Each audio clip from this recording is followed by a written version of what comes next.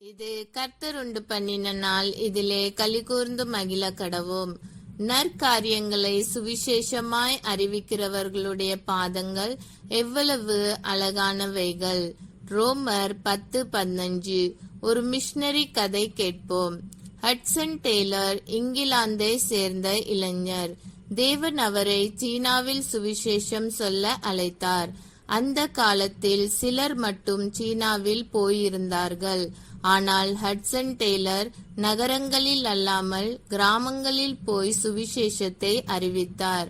அவர் சீன மக்களைப் போலவே உடை அணிந்தார், அவர்களின் மொழியை கற்றார், அவர்களுடன் சாப்பிட்டார், எளிய வாழ்க்கை வாழ்ந்தார்.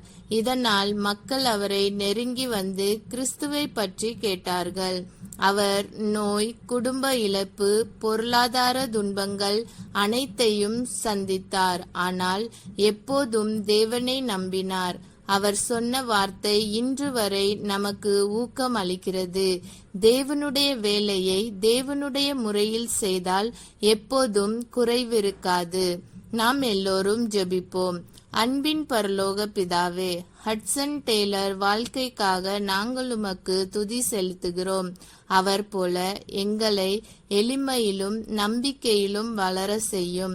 உம்மை அறியாதவர்களுக்காக ஜெபிக்கும்படியான பாரத்தை தாரும். இன்று வெளிநாடுகளில் உமது பணியை செய்யும் மிஷனரிகளுக்கு பலமும் பாதுகாப்பும் ஆனந்தமும் தந்தருளும். இயேசுவின் நாமத்தில் ஜெபிக்கிறோம், ஆமேன். இந்த நாள் இனிய நாளாக அமைய வாழ்த்துக்கள்.